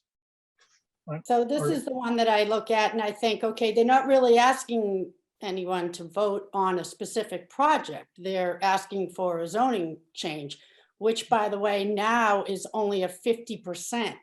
It's a simple majority, whereas zoning changes used to be a super majority, and now it's a simple majority. And so it's interesting, and everybody says, oh, well, we're not really voting on a specific project, but that's actually part of the problem. We don't know what we're voting on. Mhm. So to me, this one potentially could open up a big can of worms for public works and for the town, actually, in terms of the sewer and the capacity. Right. Yes, Andrea. Casey, I was just gonna ask you, is that because it could be a lot more residences that all of a sudden we're trying to Yeah. accommodate, or is it more businesses that could cause the issue, or is it a mix? It just- is you both, just don't and that's know. the whole idea of this, is the mixed use, with businesses on the bottom and residences on the top, and then there's height restrictions involved with this particular zoning bylaw change. But that's not our concern. Our concern, of course, is the sewer capacity. But yes, the density is much greater than what would normally be zoned for this area. Yeah.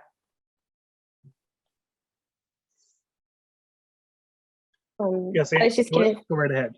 I was gonna say, I know at some of the other meetings, people had brought that up, and they'd been worried about not only the extra utilities, but also there wasn't any plan to maybe compel businesses and residences to go for more green energy. And that was just something I thought was interesting, that wasn't incorporated into the zoning laws or the recommendations at all in this, which was kind of too bad, because that might relieve some of the issues that could come up. So there's just another comment from other people that I thought was worthwhile. So Alan, do you know, I forget the exact term, but some communities have adopted it's kind of a green community standards that add on to building code requirements to address more efficient buildings and limited water use.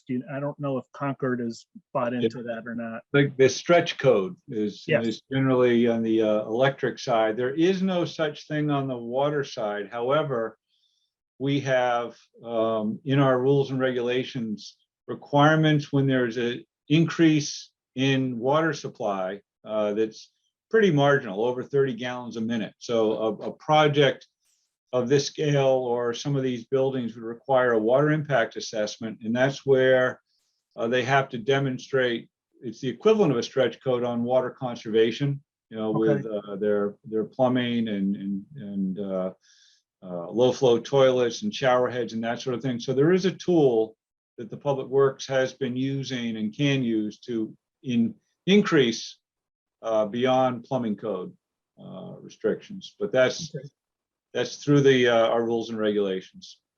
Okay. And I know I believe I've talked to you and other people in town government here about sewer capacity. So if this was to pass and a project came forward and they would want to obviously tie into the sewer or increase the service that's already flowing into the sewer, what controls do we have in place and who's responsible for making the final decision if our system can handle additional discharge? Well, it Or would input, I guess it's not discharge, stuff flowing in. right. Existing policy. So we have a comprehensive wastewater master plan that was submitted to the Office of Energy Environmental Affairs. So we have a certificate. It identifies a fairly general plan, which includes some potential expansion areas that we've identified for future expansion to serve existing environmental needs with some infill allowance. And it's our guide as to how we're presently managing. If we have significant infill and we were to exceed our permit, it would likely result in we'd have to revisit that comprehensive plan, and we'd probably get a consent order from EPA and DEP because that's the permit that is, you know, triggered. And we'd have to demonstrate what are we doing to manage or address this increase in flow. We presently spend time and resource into inflow and infiltration, that's I&I. We have a design of a potential or future groundwater discharge expansion at the existing wastewater treatment plant for about 155,000 gallons a day, which is significant. And presently, we are in the process of providing a request to EPA for our regular renewal for the wastewater treatment plant. We're asking for a 10 or 15% increase in our existing flow. We believe we can manage it by with the existing facility, and that would provide some relief to us. We think it's the right way to go. We'll probably hope to work with the regulators and any environmental interest groups that might have an interest in, you know, understanding the impact on Concord River.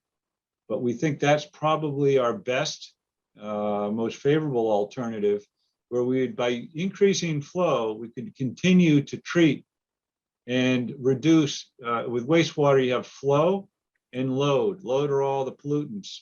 And we believe we can keep the pollutants down to our permit level that it exists while increasing the throughput with flow.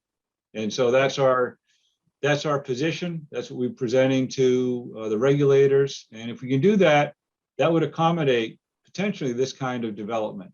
So it's in Concord's interest. So we're looking at, you know, permit opportunities, then if need be, infrastructure expansion, like we talked about with the sewer improvement fee. We have funds available to allow for some expansion, but we'd have to realize more planning, design, and permitting to do that. You know, but we're talking, you know, millions of dollars of investment. Thank you for that. A little more specific on my question. If someone's proposing a substantial development, higher density that's going to add to the flow, but still within our permit cap. You know, if it's on this zoning passes and it's on this site and we have capacity, who makes the final decision if they can tap in? Is it just if the project's approved, we take the flow, or do we have a chance to comment on it? Public Works is the entity that would review that design basis. You're responsible for approving flows over 1,000 gallons a day increase. Okay, thank you. Yeah. Casey, I don't know if you're talking to us, but you're on mute. Oh, I'm sorry. Yeah. No, but I just feel like that lots of times they don't come to us until like the very end. And it's like every other board has approved it. And then like we would have to be the ones to say, oh, we don't have the capacity, or we have it, but we don't want to give it all up in one fell swoop type thing. Yep. You know, so it's just an interesting process, the way things come to us lots of times at the end. And it's not that good. So we do participate in, staff is involved with reviews of projects early on. Generally, a larger project would have a preliminary review opportunity, and the owner or applicant would be informed of this capacity issue, and that is something they need to consider. And there's been some examples where they do come before they get realized into more, 100% design. So it's not a perfect system. It's a challenge when you have finite sort of utilities, and it does affect economic growth and development. But if that system were to be authorized to connect, the fees are pretty significant, and the fees are significant so we can then do the infrastructure required to mitigate that impact. And we could potentially give them feedback up front that the density here is not necessarily going to support, that type of flow. That's right. Thank you. Any other comments, questions from commissioners? Or would anybody like to make a motion that we take a position on Article 33? Not seeing any interest there. So now we'll go on to the next one. Okay, we are on the Article 16. That is a 5-year moratorium on the installation of synthetic turf on town land. This is a citizen petition, and it is, I provided you with the abstract, at least it was provided through the town meeting warrant. And we've had, I think we've had some conversations on this, but just to refresh the memory, this is a moratorium on new synthetic turf in areas where it doesn't exist. The proponent, I think, first introduced this back in 2016, where it passed. I think it was renewed. There was another, I think it was 2019, where it was then brought back to town meeting and continued and supported for the moratorium. And this one looks for a 5-year extension to the same kind of language.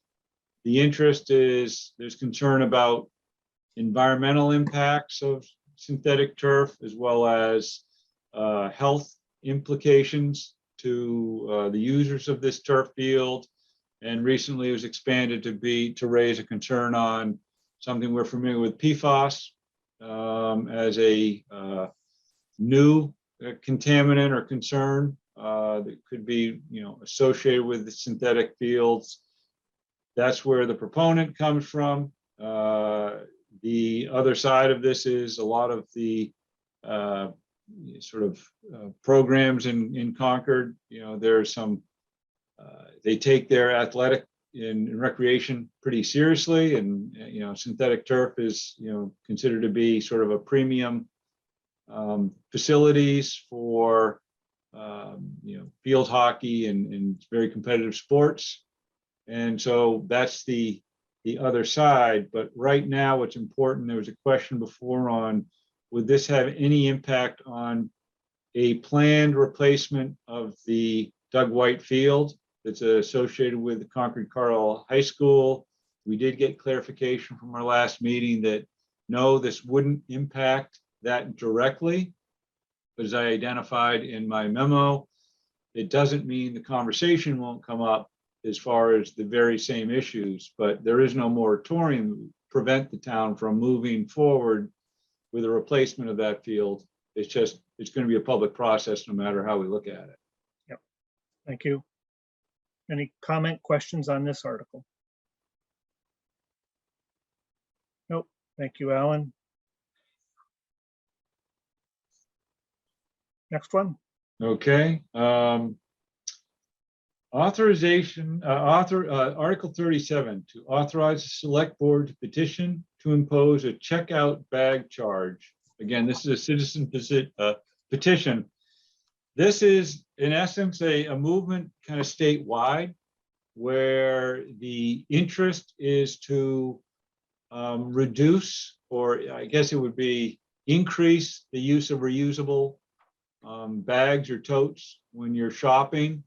The proponent is identified, in essence created, he wants the support of the select board for legislation that hasn't passed, but for them to support this statewide legislation to allow communities to adopt this bylaw. And then he provided language about what the bylaw might look like, that would allow or require retail establishments charge a fee for the use of bags, again, to try and encourage people to reuse bags and not pick up a new bag when they leave. And it involves a fee of, I think, 10 cents per bag. Within it, the proponent identified up until recently that they were hoping the Board of Health would administer this program, to adopt regulations once the state law was passed, and then take care of enforcement. Just a few weeks ago, Public Works was approached to find out if we would be willing to support, and sort of be the advocate, or not the advocate, but if this were to pass, to be responsible for developing regulations and implementation and enforcement related to this. We really didn't have too much time to really understand and digest what the implications would be. The fact that it's to improve, recycling in town is, an interest to Public Works. But the question on the mechanics is too soon to tell. And so I believe the article was then modified to designate the town manager and or his or her designee to be responsible for the development of regulations and enforcement. So it's to be determined if and what, how Public Works should be involved. I will say that historically Public Works has been engaged. I think we were tagged to be responsible for the polystyrene enforcement in the food establishments in town, which is unusual, but I think it was because at the time we had the bandwidth to do that. I think there was third-party support for the implementation. But again, these are all that I think it's the reason it came towards Public Works at the end was we were involved with the polystyrene and the plastic bag also ban as well. So at this point, it's more information. We don't have enough information to say that we'd be able to take on this program, but it's at this point not requesting that. Yep. Thank you, Alan. Seems to be a recurring theme on some of these things that little outreach and communication needs some more proactive thought on some of these items. I'm trying to choose my words correctly, but everybody gets the idea here. Anybody else like to comment on this? Yeah, I think the thing that concerns me is the point that Alan just brought up. that Public Works Department somewhere, somehow, will find additional bandwidth to administer this, or, set up rules and regulations and then check to make sure that it's being followed through. Yeah. I think the reason for that is that probably Public Works is one of the larger departments in town, and therefore, the library doesn't make sense. The public health commission has got, specific responsibilities. So I understand why, but it doesn't make me more comfortable that we're going to be able to handle the main responsibilities that Public Works is responsible for. I agree, Jim. As if I don't know if I've said it in this meeting, but certainly said it to Alan. If the staff is being asked to do more, they should be given the resources to do more, whether it be equipment or people. But we don't know if we're going to be asked to take this on or not. But if we are, hopefully we will be able to make that case that we need the resources necessary to take this on. Are we good with that one? Yeah. Is there one more, Alan? Okay, we have, so there's 2 articles relating to the Reformatory Branch Trail. Article 46, and they're both citizen petition. Article 46 is the Reformatory Branch Trail feasibility study. And that was, the intent is to provide, I think it was on the order of $75,000 to do a feasibility assessment of what can or could be realized, what improvements can or should be realized for the Reformatory Branch Trail.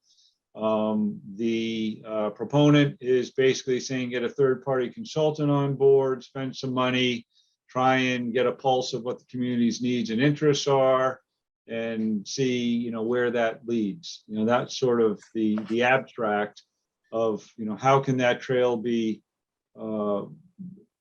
I guess realized in a way the community sees fit. I don't think there's an end product. It's more of just what could or should be done. Article 47, the comparison is to basically the proponent for that is, in essence, the trail is in good condition and as it exists, and is not looking for studies of how to upgrade or improve or modify, but simply, just maintain it as is. And those are basically, you can read the article. That's my synopsis of a shade of gray. But it's up to you folks if you want to sort of, one of the issues, and again, I raise this because regardless, Public Works does provide support to keep that trail open, partly because we have infrastructure, a sewer line that runs at least halfway down from Lowell Road up towards the wastewater treatment plant. We also support NRC, who takes care of trails around town, and sometimes if they need additional resources or equipment to help with some trees that might come down, a storm, that sort of thing, we may help. But we don't have day-to-day maintenance responsibility and haven't assumed that. We keep it open, we keep it with vegetation from growing on it. And I will say this particular trail has, there's been volunteers who've done a lot to maintain it over the years. And people who enjoy the trail enjoy it as is because of the volunteers' efforts. They've really put a lot of time and energy in. So it doesn't happen by elves. Someone's doing maintenance, but it isn't Public Works at this point. Thank you, Alan. Comments, questions? Jim? Yeah, Alan, do we do any drainage work on the area where the sewer is? No, and that's one of the areas we've walked the trail, we've looked at it. There's obviously areas of room for improvement or opportunities, but Public Works has not been involved with any evaluation or design or improvements on that at all. That's also partly done by the the volunteer trail committee who maintain those. The one comment I have, and maybe this is one where we submit a written comment also, is that if Article 46 were to pass, we want to make sure we are included in the process from the start. Whatever that process might be, that according to the way it's written, what I'm reading is the town manager shall designate who will take the lead on this feasibility study, and if it's not us, we need My to be sense is involved. that 46 has a little bit of trouble because the people who don't want it to be much different than it is now think that spending money will get a consultant who will get us paved and whatever. So I don't see that. What I think should come out of this, and this is just personal, I think the select board should appoint some kind of committee to evaluate the situation. I have actually ridden this route from Bedford Street to Lowell Road 3 times in the last 2 weeks. The place, there is the part between the rocks, if anybody has actually gone, where there's 3 big boulders, and then the road where the sewer treatment plant is, that needs to be worked on for improvement for usage by people. And the part that is from the cemetery to Monument Street needs to be worked on for drainage. That will be wet until we stop getting any rains, and Yep. things will go well. But so I think community needs to figure out what to do instead of having a consultant do it. And if it is the community, we should be at the table with them too. Yeah, correct. Alan, I think you've done a fantastic job of describing all of these articles for us, and it's been very helpful. If nothing else, we're better informed citizens for town meeting. My job is to inform you so you can represent, and you do that well, so thank you. So if everybody's in agreement, we will move on to the next item, which will be the director's report, which I know as they've done in the past, sometimes they can make these reports very efficient.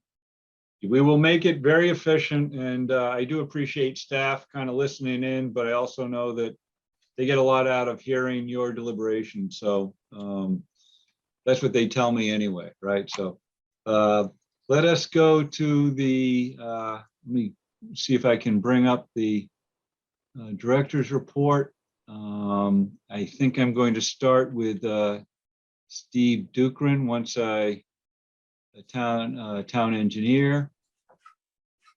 And Steve, are you there?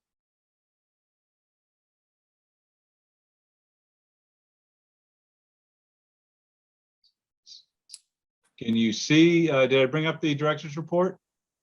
Yes. All right, Steve, okay, so we'll go to engineering update. So we started today, we're not going to show any photographs, but we'll show you some plans that we've had prepared. This is the plan of the Stowe Street parking lot improvement. Would have seen the condition of the pavement is bad. So the work is to rebuild the parking lot, restripe it, add some spaces. We're looking at getting about 10 new spaces, including 1 handicap. Adding some drainage. Today there is little drainage and there's puddling. So this drainage work actually was performed last year. Let's see what else we're doing there. So the work is about to resume within the next couple of weeks. The contract will be back, and we'll make arrangements with the users of the lot for alternative parking and try to get this done within a couple of weeks, and be back in order so that in the summer we'll have a full functionality of the parking lot. Oh, one thing I wanted to add, we have put in some underground infrastructure for a future electric vehicle charging station. So the light plant is helping us with that. The next plan shows some work that's about to start over in Commonwealth Ave. The overall project is a complete streets project that the town has undertaken. That work is scheduled to start this summer. So going ahead of us is National Grid. They have a plan that's shown yet to do some upgrades to their underground system.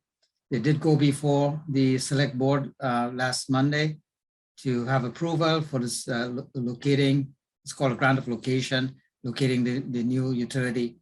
And so we are asking them to fast track this work so that we can get going as soon as possible, knowing that there will be a lot of challenges on that street. We have a deadline to complete this work for the grant, and that deadline is September of this year.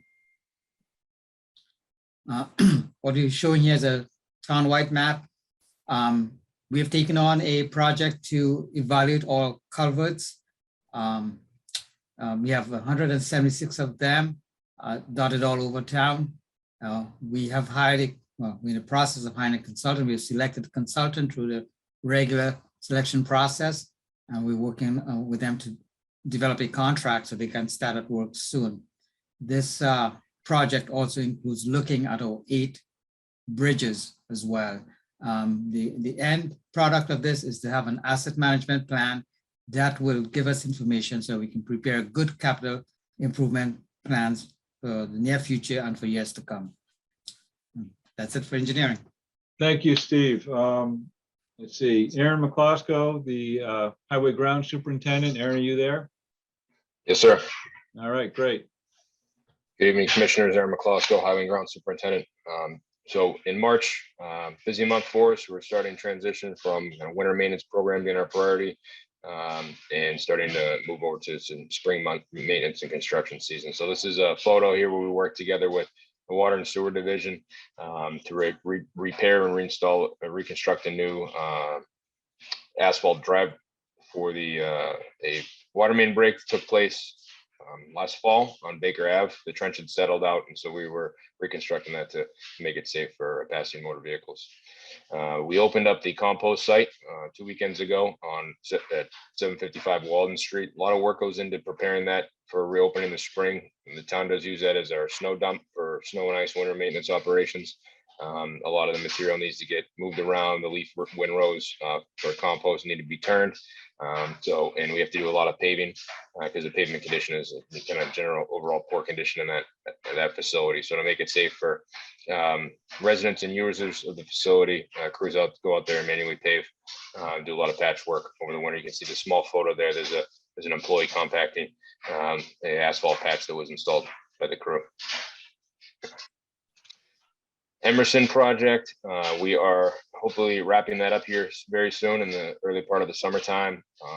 What's left in the project is irrigation activation. So the irrigation subcontractor is in, and has been in this week, activating the wells and activating the irrigation system. This is a photo from last week. We were testing the irrigation system and setting that. So they will continue to work on that this weekend and next week until that's completed. We'll be wrapping up that project shortly. A lot of hard work by Highway and Grounds team. I gotta acknowledge Eric Shaw and all his great work on managing this project and seeing it through to the end. This is a photo of the fuel depot. This was a capital item that was requested and funded in FY 22 for the CPW Kais Road facility. The new dispenser was installed last week.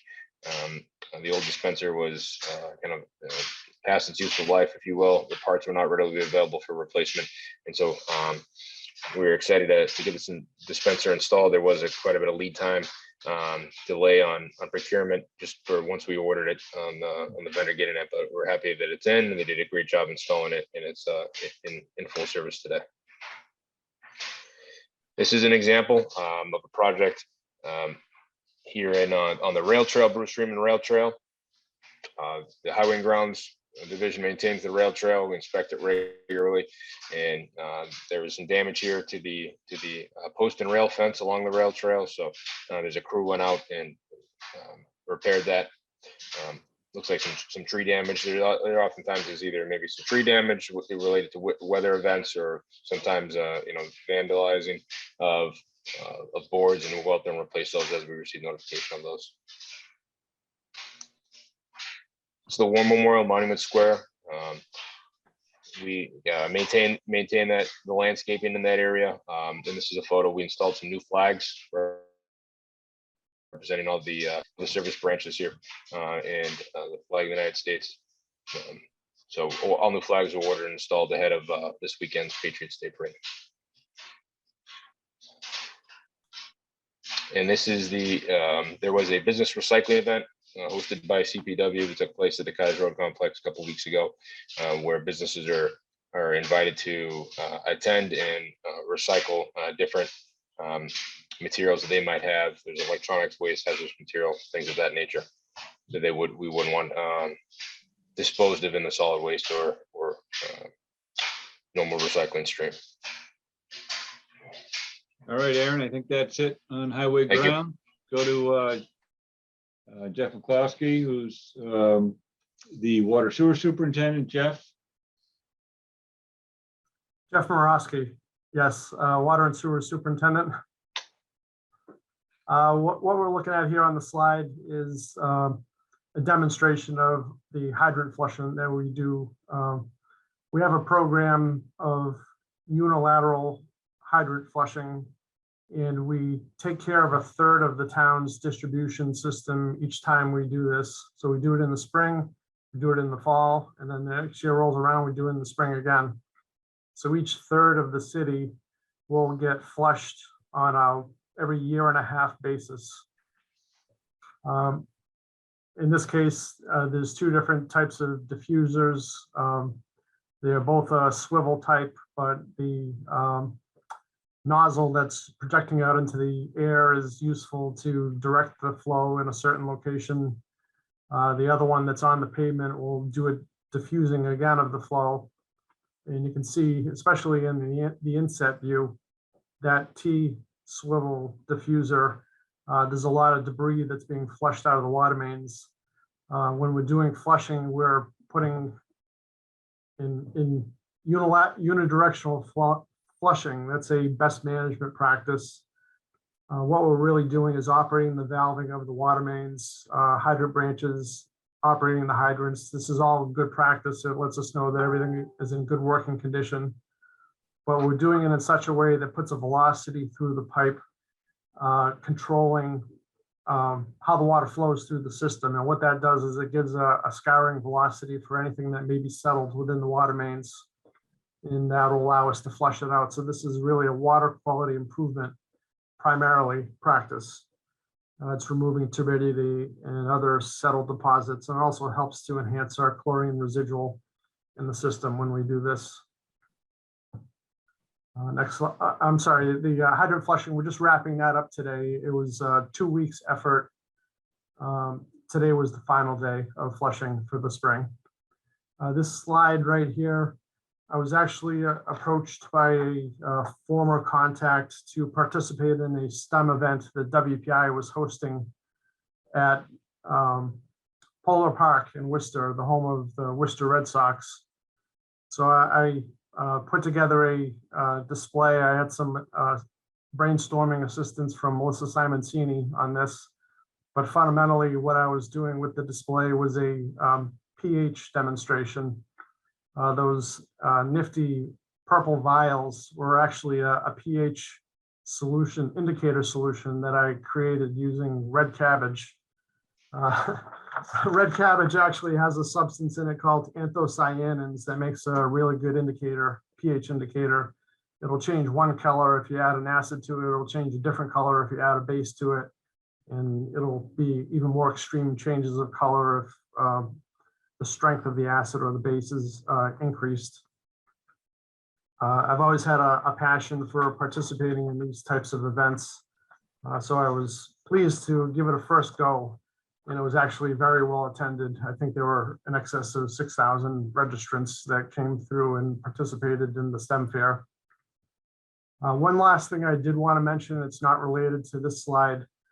The Federal Motor Carrier Safety Administration, which is the federal agency responsible for regulating and providing safety oversight of commercial motor vehicles, They had a new rule that became effective on February 7th that requires anyone that's pursuing a new CDL or pursuing an upgrade of a CDL, say from a Class B CDL to a Class A, or someone if someone's trying to obtain a certain endorsement on their CDL licensure, they have to go through something called entry-level driver training. And this is something that we've actually done in an informal basis. We've had very experienced staff, and the operations staff of water and sewer, all those positions really require CDL licensure. So we've got experienced staff that has been doing instruction. So what we opted to do was to register as a training agency through FMCSA.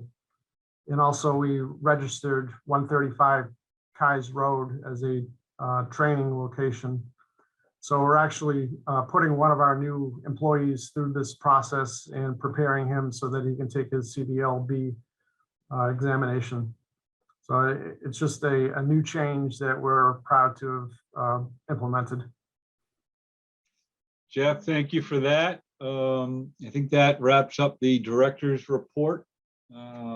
Obviously, any questions the commission has for staff? They're here, all ears.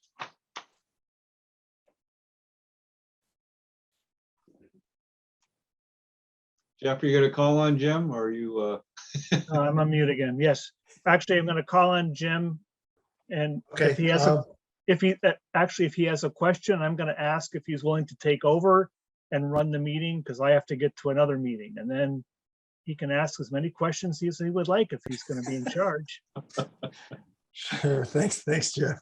Sorry, I have to bow out. Okay. With the Stowe Street lot work that's going to be done, I think it's important that you communicate to the library and to Emerson Umbrella when the lot is going to be out of commission, because that lot is full almost all the time. On your report, Alan, under the Hubbard Street improvements, it mentioned that Newport construction is going to begin next week. Hopefully they won't be there on Patriots Day, because the Patriots Day parade passes right across that on Stowe Street, when they're starting and when they're ending. And the final thing, the comment I had was on the Commonwealth improvements. Remember that we gave sort of a sewer improvement or additional sewerage for the construction that's going to be on Commonwealth Avenue. I hope that you can get them to do that before you repave Commonwealth Avenue this summer, so that we don't have that broken up. And finally, the PFAS reports were very good. How long are you going to have to do the Q Cargo well on a monthly basis versus quarterly? So that was the one question. The other were comments on the PFAS. I believe we have a request for reduced monitoring for that. As a reminder, we had required monthly because of an early detection.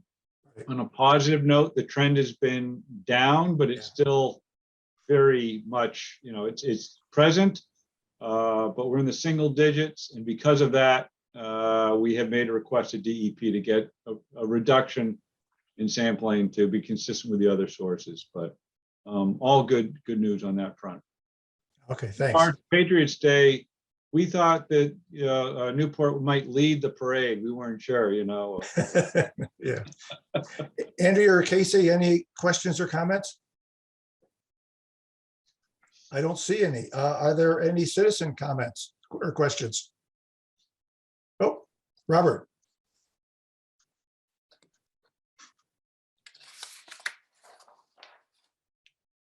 Yes, Robert, go ahead. Unmute yourself. Okay. Robert Hilsiger, 102 Central Street. Just two brief things. I hope the police department has remembered that studded tires will have to be taken off the road after the end of the month. Certainly to protect the public ways and not have studded tires on the roads, which we certainly all talk about. The second item is just to really ask a question that hopefully with the monies the town has gotten from the federal government, the $5.1 million. I'm hopeful that that the DPW can get at least $1 million for the roads program. I was disappointed that the money that was approved, but I would hope we could get at least another $1 million to do that for this next year. That's it. Thank you. Thank you. Anna, are there any other comments? I don't see any, Jim. Would any one of the commissioners like to make a motion to adjourn? I move to adjourn the April 13th meeting. I Is there a second. Okay, I second. okay. On a roll call vote, Casey Winslow, Aye. Andrea Solomon, Aye. Jim Terry, aye. Thank you, everyone. Our meeting is adjourned. Oh, Ellen, Yes. the meeting next week, next month, if we're going to meet in person, is it going to be at 4 o'clock? Yes, it would be same time and probably on Kai's Road campus and likely hybrid as well. Yes, it'll be hybrid. Okay. So people will know it's going to be at 4 o'clock, even though, you know, when we used to have in-person meetings, it was at a different time. That's right. Thank you. Great. Thank you, everyone. Thank you. Bye.